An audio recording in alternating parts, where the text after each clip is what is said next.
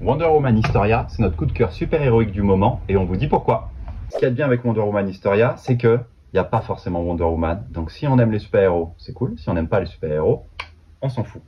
L'histoire, c'est la création des Amazones par les déesses et dieux grecs.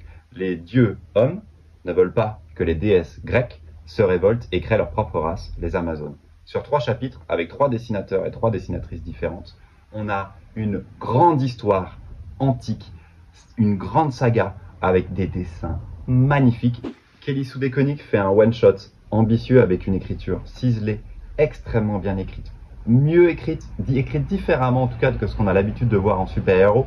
C'est encore une fois quasiment pas du super-héros, mais lisez-le. Si vous aimez la mythologie, si vous avez quelqu'un qui aime la mythologie et les histoires gréco-romaines, foncez là-dessus. C'est une réécriture, les femmes auront une place très importante, c'est aussi important dans l'œuvre de Kelly Sue DeConnick et c'est aussi important pour les dessinateurs et dessinatrices. Premier chapitre, Phil Jiménez, des planches à tomber, première fois qu'il fait du numérique.